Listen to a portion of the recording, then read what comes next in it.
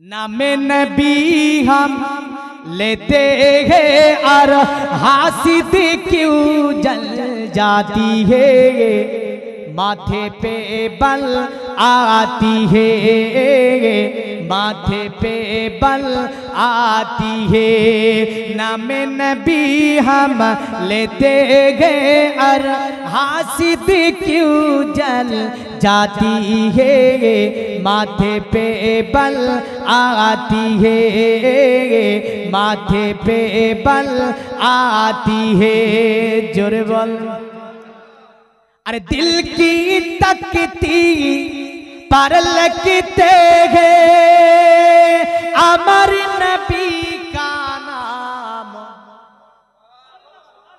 बांग्ला बोले दिएছি কিন্তু হ্যাঁ মধ্যে বুঝতে জানো ভালো পারা যায়। अरे दिल की तकती पर लगते हैं अमर नबी का नाम, मदीना तुझे सलाम, मदीना तुझे सलाम। जोरे बोली सुबहानाल्लाह। আর একটু জোরে বলা হবে। বোঝা গেল আব্দুল্লাহ ভবিষ্যৎবাণী করে দিল পণ্ডিত। বলেছেন এই ছেলেটি হবে আখিরি নবীর পিতা। একে যদি মেরে দেওয়া যায় আখিরি নবী দুনিয়ায় আসতে পারবে না। একে যদি মেরে দেওয়া যায় আখিরি নবী দুনিয়াতে আসতে পারবে না। কিন্তু রাখে আল্লাহ, মারে কে? আর মারে আল্লাহ, রাখে কে? পৃথিবীতে কেউ তাকে মারতে পারবে না। ওই পণ্ডিত বলল, তাহলে ওই পণ্ডিতকে বলছে মেরে দি। বলে শুনে রেখে দে, এই আব্দুল্লাহ যে কোনো পরিবারের ছেলে হবে না। আখিরি নবী যে বংশে আসবে, মক্কাতে ওটা একটি রাজকীয় বংশ, এখান থেকে মেরে পালাতে পারবি না। ভাবে ছেলেটিকে মারতে হবে। সিরিয়াতে ফিরে গেল কাফিলা, গির্জার মন্দিরের মধ্যে বড় মিটিং ডাকলো। বললে শোনো, পিতা যিনি হবে তাকে চিনে ফেলেছি, ছেলেটি মক্কাতে দেখা হয়েছে। অন্য অন্য জ্যোতিষীরা বলে পণ্ডিত গো, তুমি কি করে জানতে পারলে ওটা আখিরি নবীর পিতা হবে? বলল শুনে রেখে দে, যে নবীর পিতার বর্ণনা তাওরাতে যেমন দেখেছি, ইনজিলে যেমন দেখেছি, জবুরে যেমন দেখেছি, মক্কার ওই ছেলেটার সঙ্গে বিলকুল আলামতগুলি মিলে গিয়েছে। বলে একটা যদি আমরা গুপ্ত দল গঠন করার পরে মক্কার অতএব বিভিন্ন জঙ্গলে ছড়িয়ে ছিটে থাকি, ওই আব্দুল্লাহ কোনদিন জঙ্গলে আসবে আর আব্দুল্লাহকে মেরে দেওয়া সম্ভব হবে। আব্দুল্লাহকে আমরা মারতে সক্ষম হব। তাই তারা দল গঠন করলো। এই গুপ্ত দলগুলি মক্কাতুল মুকাররমার জঙ্গলের মধ্যে প্রেরণ করে দেওয়া হলো। যে কোনো মরমে এইরকম ছেলে যদি দেখা যায়, দেখতে নূরের মতো চেহারা হবে, কারণ নবী যিনি হবে তিনি নূরী হবে। এ মরমে ইনশাআল্লাহ আমি কোরআন এবং হাদিসের মন্ত্রগুলি এবং কি বেদে কি বলা হয়েছে, নবীকে নিয়ে নবী মাটি নাকি নূর, এ কথার উপর আলোচনা করা হয়েছে। নবী যখন আসলেন বেদ কি বলেছে তাও লেখা আছে। নবীর মায়ের নাম কি বলা হয়েছে তাও বেদে লেখা আছে। কবে নবী আসবে তাও বেদে লেখা আছে। কোন সময় নবী আসবে তাও বেদে লেখা আছে। পার আপনার উল্লেখ করে দেওয়া হয়েছে। এই যদি পৃথিবীর মুমিন মুসলমান, তবে নবী কি অবস্থায় আসবে তার উপরে কোরআন হাদিস বেদেও আলোচনা দেওয়া হয়েছে। জোরে বলেন সুবহানাল্লাহ। সময় সাপেক্ষে একটা একটা করে ইনশাআল্লাহ আলোচনা করব। তবে দেখেন আপনার তারা মারার জন্য বিভিন্ন জায়গা থেকে বুঝলেন তারা দলগুলোকে গঠন করে ফেলেছে। খুব তাড়াতাড়ি ঘটনা সামনে আগিয়ে দিই। ইতিমধ্যে আপনার আব্দুল মুতাল্লিবকে আব্দুল মুতাল্লিব আব্দুল্লাহকে বলছে, আব্দুল্লাহ মক্কাতে চতুর্দিক থেকে তোমার কথাগুলো শুনতে পাচ্ছি। মক্কার সম্ভ্রান্ত পরিবারের নারীরা তোমাকে নাকি বিবাহের পয়গাম দেয়। বলেছিল আব্বা, যদিও তারা আমাকে দেখে আমি তো তাদেরকে দেখি না, যদিও তারা আমাকে বিবাহের পয়গাম দেয়, কিন্তু আমি আব্দুল্লাহ তাদেরকে তো বিবাহের পয়গাম দিই না। বলল আব্দুল্লাহ আমার ইজাজত ছাড়া বাড়ি থেকে বের হওয়া হবে না। কারণ এটা একটা পরিবার, এটা একটা প্রভাবশালী গোত্র। এই গোত্রের মধ্যে যদি একটা ছেলে ভুল করে তার শাস্তি কিন্তু একই রকম হবে। বাড়ি থেকে কিন্তু বিনা অনুমতিতে আব্দুল্লাহর বের হওয়া বন্ধ হয়ে গেল। একদিন পিতাকে বলছে, আমার পিতা আপনি যদি অনুমতি দেন, আপনি যদি ইজাজত পারমিশন দেন, আমি তাহলে জঙ্গলে শিকারে যাব। আব্দুল মুতাল্লিব বলল, এ আমার ছেলে জঙ্গলে একাই শিকারে যাবে? বলে হ্যাঁ আমি একাই যাব, যদি আপনি অনুমতি দেন। বলল ঠিক আছে, অনুমতি আছে, তুমি যেতে পারো। আপনার তাই কি করা হলো? বলল ঠিক আছে তুমি যেতে পারো। আপনার আব্দুল্লাহ কি করলো? আপনার তলোয়ারটাকে নিয়ে সেই যখন বেরিয়ে চলে যাচ্ছিল, সম্ভ্রান্ত পরিবারের নারীরা বলছে দেখ আব্দুল্লাহ বেরিয়েছে। তারা দরজার কাছ থেকে তাকিয়ে তাকিয়ে নবী পাকের পিতাকে দেখতে থাকে। আসলে কি? আসলে নূর দেখতে থাকে জোরে।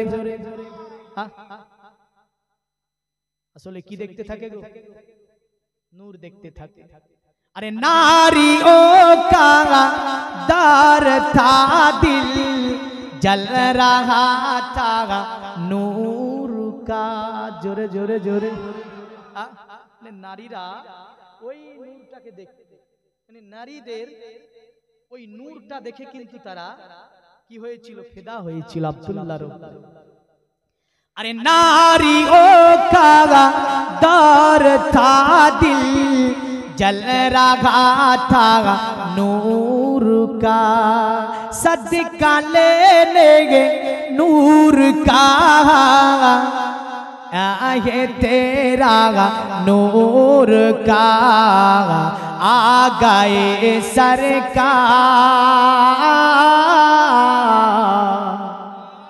आ गए सरकार,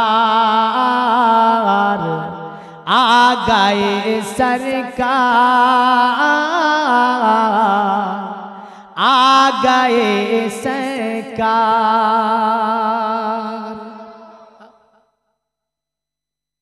আমার নবীজি নূর না মাটি? আমার নবীজি নূর। শুধু নবীজি নয়, নবীজির আহালকেও নূর বলা হয়েছে না হয়নি? নবীজির আলকেও নূর বলা হয়েছে। এখন আসি ওই আব্দুল্লাহ জঙ্গলে গিয়েছে, ঘটনা শুনেছেন অনেকের মুখে, তাই আমি বেদ কোরআনের মধ্যে আসবো, তাই একটুখানি টাচ করে দিচ্ছি। গিয়েছে, চতুর্দিক থেকে ঘিরে ফেলেছে কারা? দুঃসের দলেরা ঘিরে ফেলেছে। মার হঠাৎ করে আমার আল্লাহ বলছে, এই ফেরেশতা জিবরিল, অতএব দেখো আমার নবী পাকের পিতা আব্দুল্লাহ জঙ্গলে শিকারে গিয়েছে, আর তারা চতুর্দিক থেকে ঘেরাও করেছে। আমি আল্লাহ আমার নবীর পিতা আব্দুল্লাহর গায়ে যেন কিঞ্চিত পরিমাণ আঘাত না পায়। ফেরেশতা দল ওই জঙ্গলে অবতীর্ণ হলো, পিটিয়ে সিরিয়ার ইহুদিদেরকে জঙ্গল থেকে ভাগিয়ে দিল। এই ঘটনাটি ব্যতিক্রম ছিল। জঙ্গলের মধ্যে যে আব্দুল ওয়াহাব বিন জওহরি বিন আব্দে শাম বিন আব্দে মানাফ, মানে আব্দে মানাফে গিয়ে দুটি গোত্র মিলে গিয়েছে। মনে রাখবেন, আব্দে মানাফ থেকে দুটি গোত্র আলাদা হয়েছে।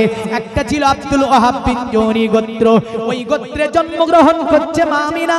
আর এইদিকে হাসিমি বংশে জন্মগ্রহণ করছে যিনি, তিনি হচ্ছেন আপনার আমার নবী মুহাম্মদুর রাসূলুল্লাহ।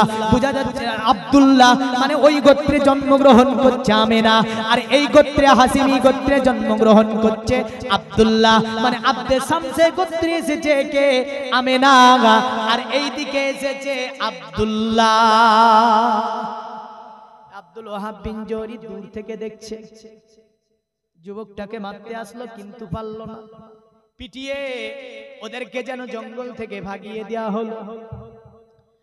দৌড় দিয়েছে। আব্দুল ওয়াহাব বিন জওহরি বলছে, আচ্ছা তোমার নাম কি, বাড়ি কোথায়? বলল তোমাকে কারা মারতে এসেছিল, কি দুশ্মনী ছিল এদের সঙ্গে তোমার? বলে আমি জানি না এরা কে কোথা থেকে এসেছে, এদেরকে আমি চিনি না, কেন এবা আমাকে মারতে এসেছিল এটাও আমি বলতে পারবো না। বলল তাই? বলে হ্যাঁ। বলে তোমার নাম কি? বলে আমার নাম আব্দুল্লাহ। বাবার নাম কি? আব্দুল মুতাল্লিব। বাড়ি কোথায়? বলে মক্কায়। বলে মক্কাতে তো অনেকগুলি গোত্র আছে, তোমার গোত্রের নাম কি? বলে আমার গোত্রের নাম হচ্ছে কুরাইশ।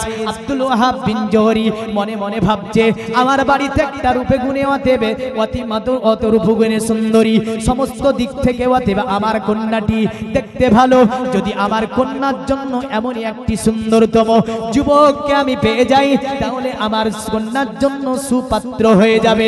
মনে মনে তাই ভাবছে, এই যুবকটাকে আমার পছন্দ হয়েছে, কারণ একটা বিচিত্র যুবক ছিল ওটা, কারণ আব্দুল্লাহ সাধারণ লোক নয়। নাকি সাধারণ? আর এ বাদুড়ের দল নবীকে বলছে নবী সাধারণ মানুষ। নাউজুবিল্লাহ বলবেন। তাও কোরআন থেকে দলিল আনে। কি আনে? কোরআন থেকে দলিল আনে। আল্লাহ নাই এই দলিল ইবলিস এনেছিল ইমাম গাজ্জালির কাছে, এনেছে না আনেনি? আল্লাহ নাই, আর এরা দলিল আনে যে নবী সাধারণ মানুষ। ইবলিসের মধ্যে এদের মধ্যে পার্থক্য আছে নাকি?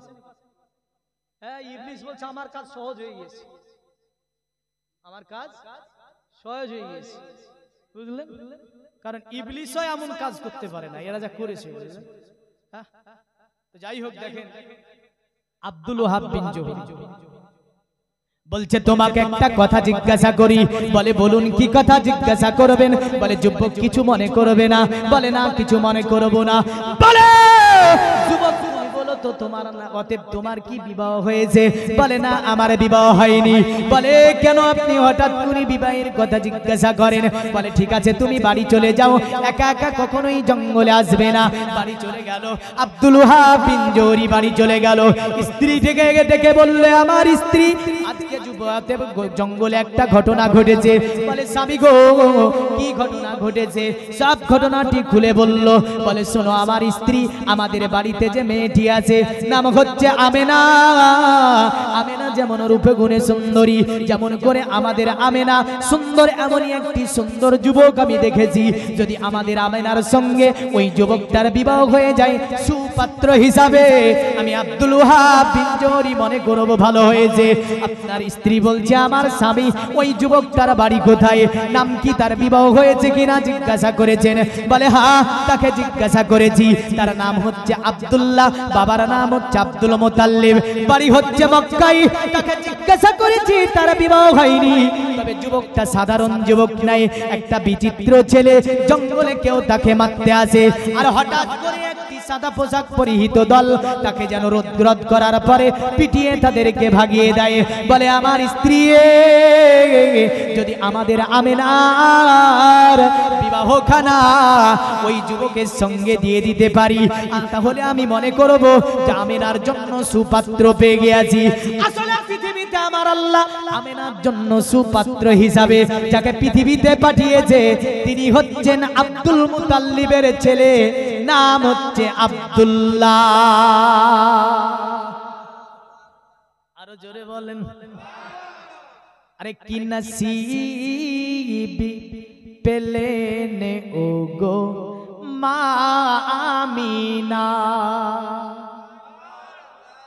নবী পাকের মায়ের নসিব দেখেন, কি নসিব পেলেন ও গো মা আমিনা। মা আমিনার কোলে নূরে চাঁদ হাসে, যে নূরে তাজাল্লা সারা জগৎ ভাসে, যে নূরে তাজাল্লা সারা জগৎ ভাসে।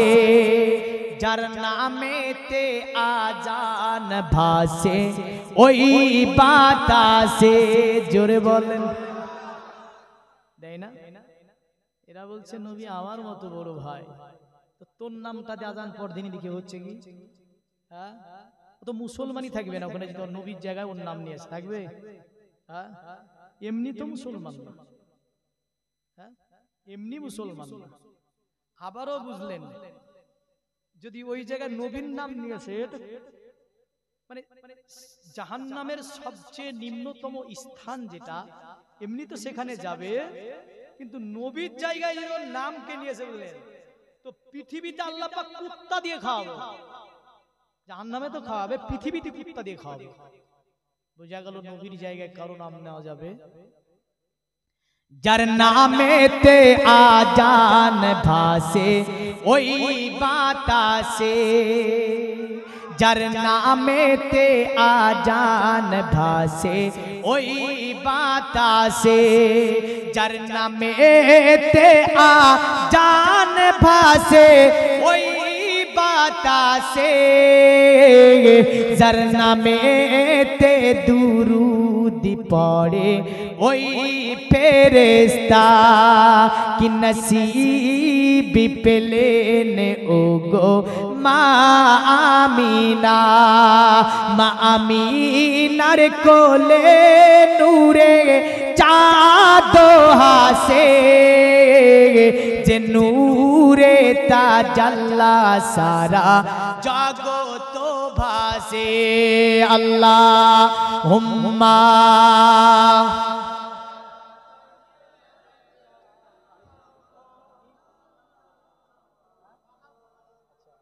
ওয়া আলা আলি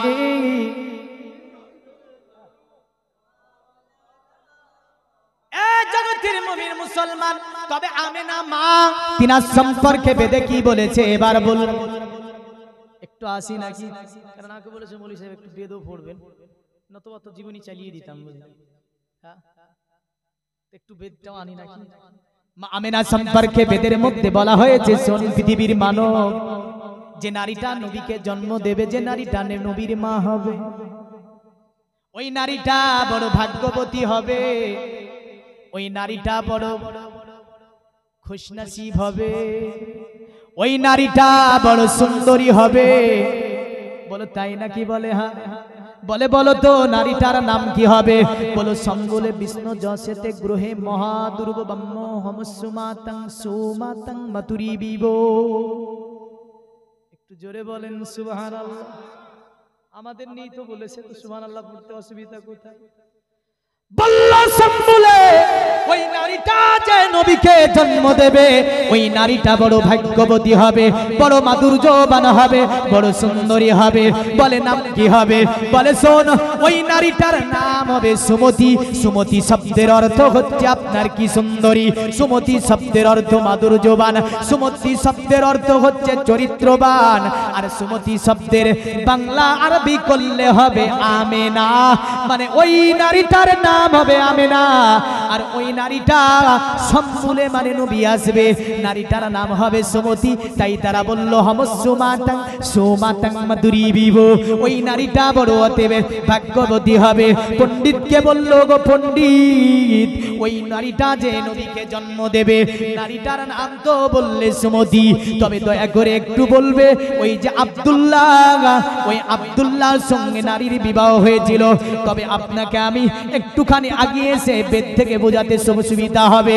আপনার সেখানে আব্দুল ওয়াহাব বিন জোহরি মক্কায় এসেছিল, মক্কার নেতা যার নাম আব্দুল মুতাল্লিব। কথোপকথন হয়েছিল, কথোপকথন হয়ে দিনদার এক ঝলক দেখতে পছন্দ করে ফেলেছিল মা আমেনাকে। তবে আমেনা মা তিনার সম্পর্কে একটি ঐতিহাসিক ঘটনা ছোট্ট করে উপস্থাপন করব। মা আমেনা যুবতী অবস্থায় একদিন রাস্তা দিয়ে চলে যাচ্ছে। রাস্তাতে একটা সোনার আশরাফি, কিসের আশরাফি? সোনার আশরাফি, আশরাফি ফুলেছে।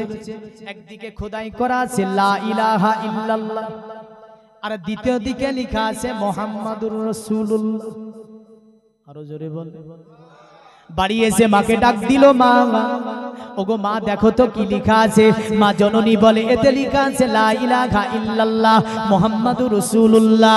মা আমেনা বলে, মা, ওগো মা, এই মুহাম্মাদটাকে আমি তো শুনেছি আদম নবী এসেছে, ঈসা নামে নবী এসেছে, মুসা নামে নবী এসেছে, ইব্রাহিম নামে নবী এসেছে, ইদ্রিস নামে নবী এসেছে। ওগো মা, তবে তুমি বলো গো মুহাম্মদ নামে কি কোন নবী এসেছে? মা বলল, আমেনা, আমেনা শোনো, মুহাম্মদ নামে নবী আসেনি, তবে এই নবীর প্রশংসা ঈসা নবী করেছে, মুসা নবী করেছে, ইদ্রিস নবী করেছে, আদম নবী করেছে। এ আমেনা, ইনি আখেরি নবী দুনিয়াতে আসবে।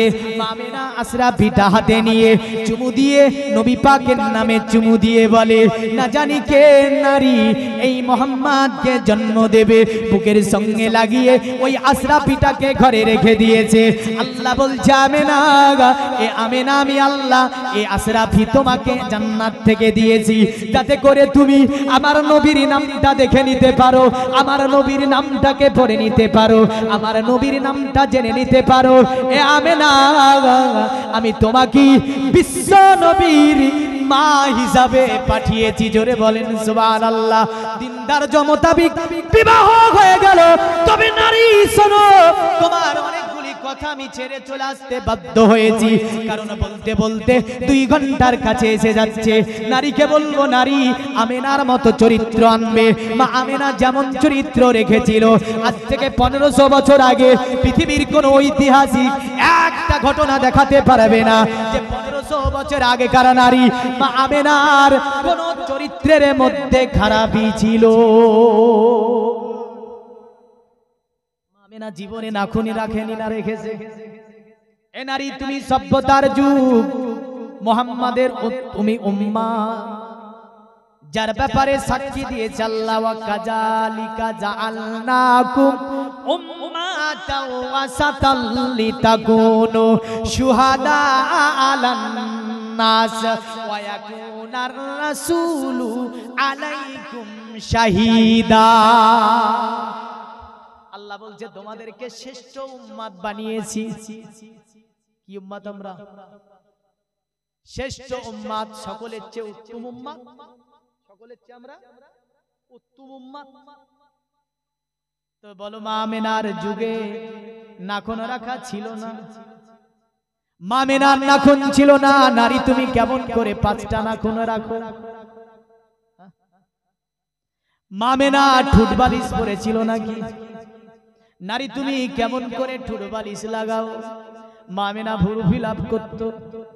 নারী তুমি কেমন করে ভুরু ফিলাপ করো?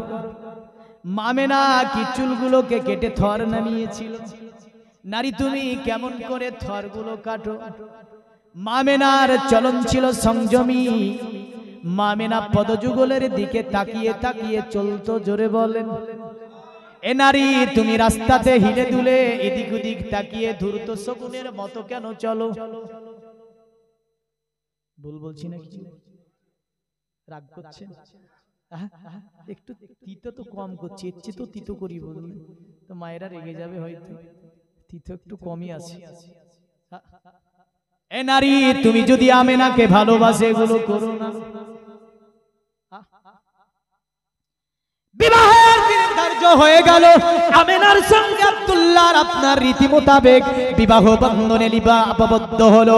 মনে রাখবেন, মা আমেনা তুসাদিয়া রাদিয়াল্লাহু তাআলা আনহা, তিনাকে যারা জাহান্নামী বলেছে, আমি জানি না এরা কোন জাতের মানুষ, কোন ইউনিভার্সিটি থেকে পড়েছে, কোন স্কুল কলেজ ইউনিভার্সিটি থেকে পড়েছে জানি না, কারণ হয়তো সেটা শয়তানের ইউনিভার্সিটি হতে পারে। কার ইউনিভার্সিটি? শয়তান ইউনিভার্সিটি। শয়তানের ইউনিভার্সিটি তৈরি করে যে মা আমেনাকে জাহান্নামী বলেছে। নবী পাকের পিতামাতা নাকি জাহান্নামী বলে। হায় হায় হায় হায়।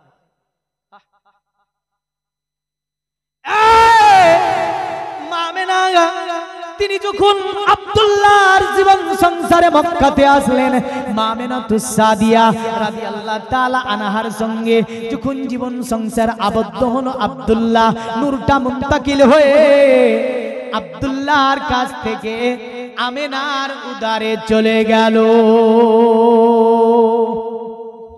যেই দিন মা আমেনার উদারে এই নূরটা মুন্তাকিল হয়, আমার আল্লাহ যা হুর গালিমানকে বলে, এ হুর গালিমান জান্নাতকে সাজিয়ে দাও, সাতবক আসমানকে সাজিয়ে দাও। এ হুর গালিমানেরা, এ ফেরেশতারা আজকে কাতার হয়ে দাঁড়িয়ে যাও। তারা বলল, কেন আল্লাহ? বলে, আজকে আমি আব্দুল্লাহর কাছ থেকে নূরে মুহাম্মাদিকে মুন্তাকিল করে আমিনার সেকেমে দিয়ে দেব, যিনি অতএবে দুনিয়ার জমিনে শান্তি কায়েম করবে। এই রকম অন্ধকার থাকবে না।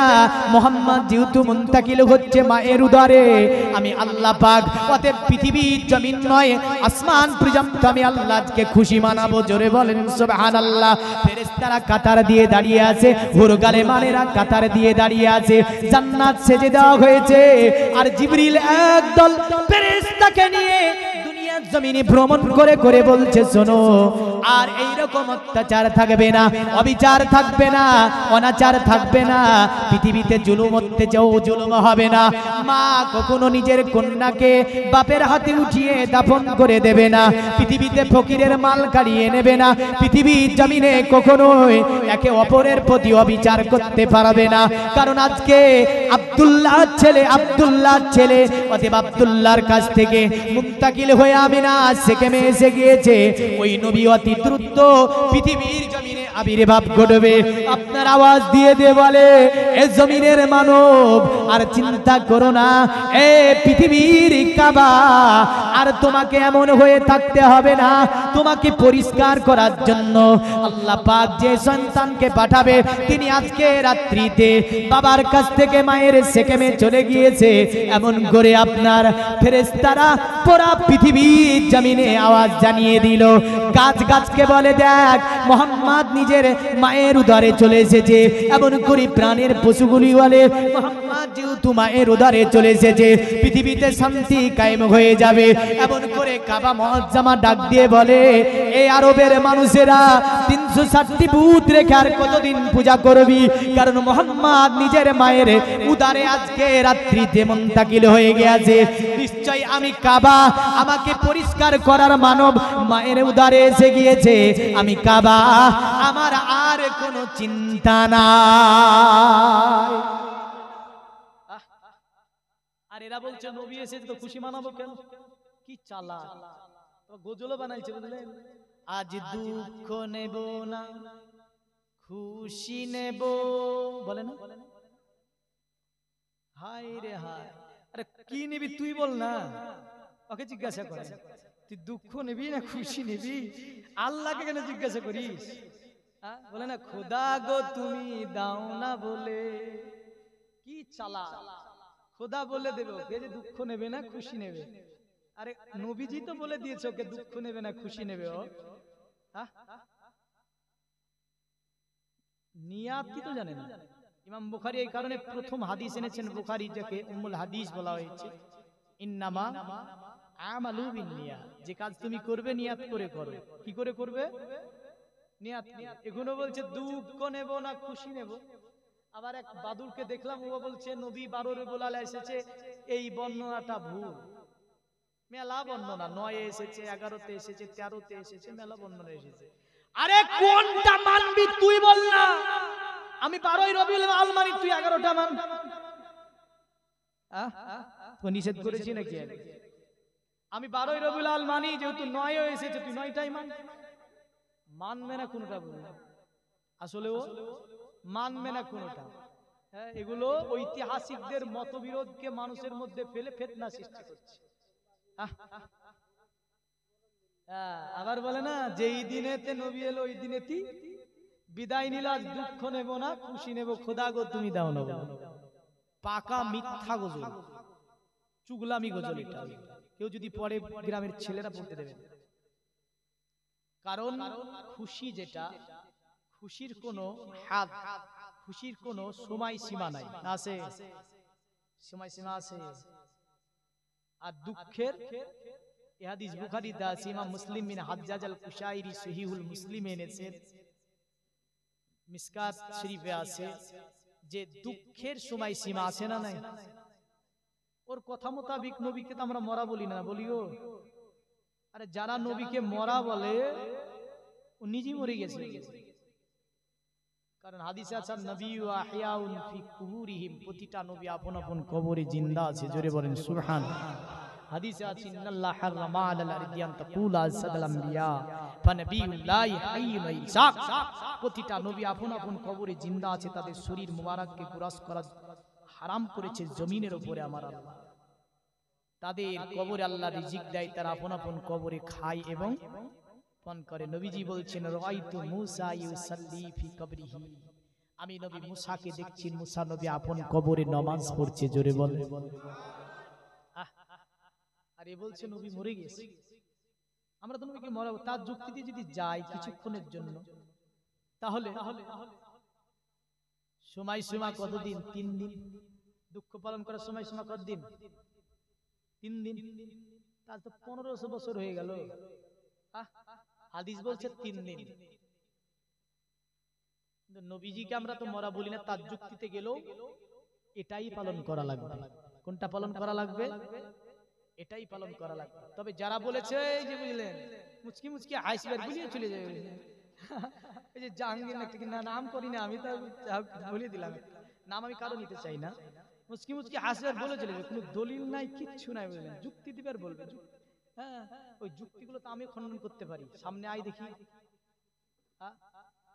বেশির অংশ ঐতিহাসিক মুফাসসির মুহাদ্দিসের ঐক্যমত হচ্ছে, উত্তম মত হচ্ছে 12ই রবিউল আউয়ালে নবী এসেছে। জোরে বলেন সুবহানাল্লাহ।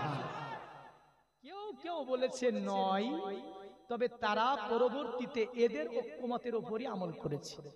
এই 12টার উপরই বেশির অংশই মুফাসসিররা ঐতিহাসিকরা আমল করেছে। আর এসে বলছে 9ও তো এসে তারিখ, 9 মানছে না কেন? আরে তুই মান না 9, আমি 12টা মানছি, তুই 9টা মান। এবার যদি বলে দুঃখ নেবে, ওর যুক্তি তো আছে। তো আমরা কালকে কি করব? খুশি করব, তো কান্দে বসে বসে মাইক নেবে। হ্যাঁ, আমরা যেমন খুশি করি, ও মাইক নেবে নিয়ে কান্দে রাস্তা রাস্তা যাবে, যে কোনো একটা করবে তো।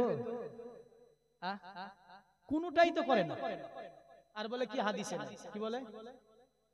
বলবো দুটি কথা, দলিল দুটি দিয়ে দেব। যারা বলেছে দলিল নাই নবী দিবস বানানোতে, যুক্তি দিছে কি আবু বকর করেনি, ও দেখেছে আবু বকর করে কি করেনি। ও যুক্তি দিছে উসমানে গনি করেনি, বলে দলিল দাও, করেনি তার, বলে করেনি তার, বা দলিল আছে। কি চালাক দেখেছেন। এই নবী দিবসকে কেন্দ্র করে আমার গ্রামী পার্শ্বে বুঝলেন এক মুফতি সাহেব চ্যালেঞ্জ ছুড়ে দিয়েছে যে নবী দিবস প্রমাণ যদি কেউ করতে পারে 50,000 টাকা দিব। তারপরে দিন মিটিং মাসানে, আমি বাড়িতে ছিলাম, সকালবেলা আমাকে ডাক করলো, আমি গেলাম। আমি বললাম যে মুখে কথা হবে না, খাতায় লেখালেখি হবে, নতুবা কথা পাল্টা পাল্টি হবে।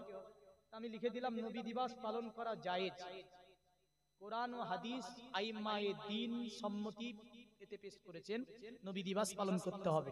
লেখা হয়ে গেল। এবার ওকে বলছে যে আপনি লিখেন যে নবী দিবস পালন করা না জায়েজ। তো বলছে নবী দিবস পালন করা বেদাত। আমি বললাম বেদাত জায়েজও হয়, বেদাত না জায়েজও হয়, হয় না? হয় না?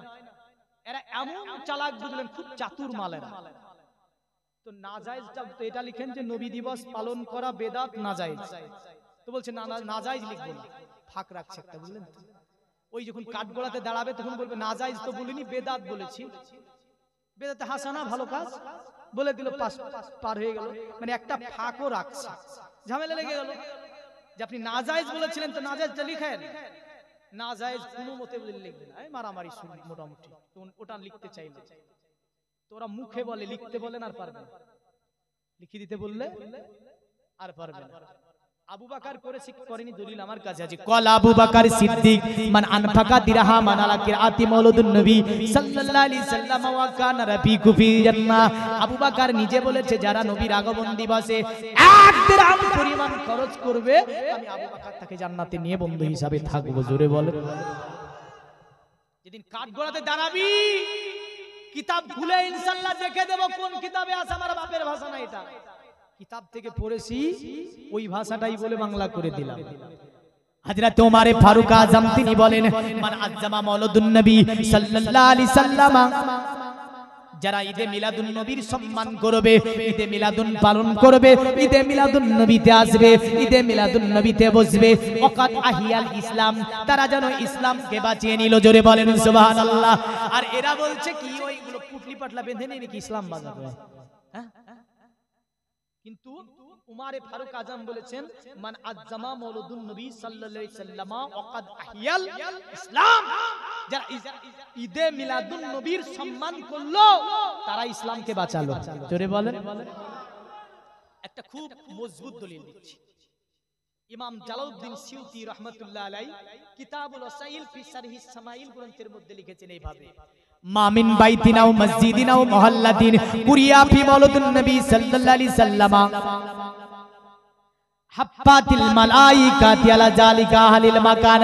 যে ঘরে, যে মসজিদে, যে মহল্লাতে আমার নবীজির আগমন দিবস পালন করা হয়, ওই ঘরকে, ওই মহল্লাকে, ওই আপনার জায়গাকে আল্লাহ পাকের অগণিত রহমতের ফেরেশতারা আসার পরে ঘিরাও করে নাই। জোরে বলেন সুবহানাল্লাহ। আমি তাদেরকে বলবো এমন একটা দলিল তাদেরকে দিতে হবে।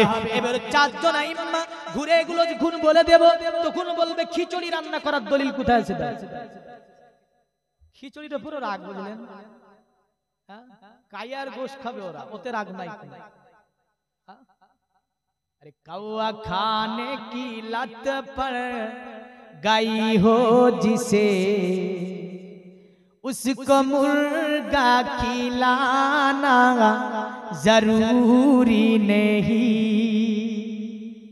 यदि कावा खावार कारोबार होते राशिदियों मध्य लिखे चे कावा का गोश्त खाना जायज है, মানে কাওয়ার গোশত খাওয়া নাকি জায়েজ আছে? নাউজুবিল্লাহ। হ্যাঁ, যার জন্য যারা কাওয়া খাওয়া লোক তারা কি ঈদে মিলাদুন নবীর সিন্নি খেতে পারবে গো? তাই পারে? তাহলে বুঝা গেল দলিলে বাদ দেব, খিচুড়ির দলিলও দেব ইনশাআল্লাহ। শুনবেন?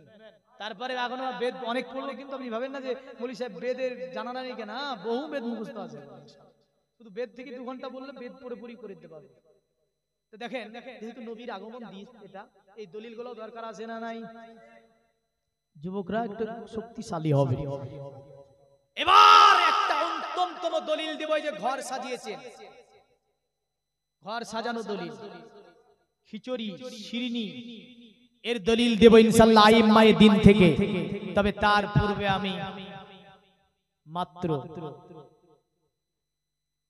একজন যুবক ভাইকে দেখব নবীর মহাব্বতে, নবীর ইশকে, নবীর ভালোবাসাতে মাত্র 5,000 টাকা আগামী বছরের জন্য দেওয়া যাবে না গো? বাজার বলেছি পাক পাজাতনের এতে আস্তে আস্তে দিয়ে দেন। বহু টাকা, প্রচুর টাকা ব্যয় করেছেন। আবু বকর বলেছে 1 দিরহাম যদি, 1 টাকা সম পরিমাণও যদি নবীর আগমন দিবসে খরচ করে দেয়, ওয়া কানা রাফিকু ফি জান্নাহ, আমি আবু বকর কথা দিলাম তাকে জান্নাতে বন্ধু হিসাবে মেনে নেব। জোরে বলেন সুবহানাল্লাহ। একজন যুবক বলেন তো আমি 5,000 টাকা দিয়ে দেব, আপনি দেবেন? নারায়ে তাকবীর। দেখেছেন ইমানের জাজবা, দেখেন কি নাম ভাই? মাইনুদ্দিন ভাই। নারায়ে তাকবীর। এতে কাজ হবে না গো, ব্যাটারি শেষ। আপনারা তো আজ প্রতিদিন বললেন, একটু যদি আপনাদের জাজবা থাকে আমার জাজবা বলবে। জোরে বলুন তো নারায়ে তাকবীর, নারায়ে রিসালাত, দ্বীন ইসলাম, জশ্নে ঈদ মিলাদুন নবী, জশ্নে ঈদ মিলাদুন নবী, নবী পাকের আগমন, নবী পাকের আগমন। মাইনুদ্দিন ভাই 5,000 টাকার দাতা। জিন্দাবাদ বলেন, আরো জোরে বলেন জিন্দাবাদ। আর একজন ভাই নাই, বহু টাকা ব্যয় করেছেন। আগামী কালী মেডিকেল করাতে গেলে 10-20 হাজার টাকা চলে যাবে, বুঝতেই পারবেন না। কিন্তু মনে রাখবেন নবীর আগমন দিনকে যারা স্মরণ করে নেয়, আল্লাহ বহু মুসিবত থেকে আল্লাহ তাকে হেফাজত করে। জোরে, হেফাজতের মালিক কে? সুখ দেওয়ার মালিক কে? আপনাকে মালদার বানানোর মালিক কে? তাহলে রাসূলের আগমন দিনের খাতিরে মাত্র 5,000 টাকা বলেছে। 1 বছর সময় আছে। কোন দিক থেকে আল্লাহ আপনাকে কত দিয়ে দেবে? আল্লাহ দিলে মটকা ফেরে দেয়, বলে না? বলে না? বলে না গো? তো মটকা ফেরিয়ে দেবে আপনাকে। আর একজন ভাই আমার নাই গো, মাত্র 5,000 টাকা। এই দেখেন ভাই আমার আছে। কি নাম ভাই? একটু দাঁড়ান, একটু দাঁড়ান না গো। কিয়ামতের দিনে একদম বললেন দেখে চিনে নেওয়া যাবে। কি নাম? নারায়ে তাকবীর। হলো এই কারণে তো বুঝলেন ছাগলের মতো মেয়ে করছি আমরা, আর এখানে মারছে, ওখানে মারছে মুসলিম, ওখানে মারছে মুসলিম, ওখানে মারছে মুসলিম। আরে বাঘের জাতিকে মারবে না কেন? ছাগল হয়ে গেছে। নারায়ে তাকবীরের ধ্বনিতে কাফেররা বাইতুল মুকাদ্দাস মসজিদকে একদম বুঝলেন ছেড়ে পালিয়ে গিয়েছে না যায়নি? কিন্তু এমন জোরে বলছেন যে ওখানে শুনতে পাচ্ছে না। জোরে বলুন তো নারায়ে তাকবীর।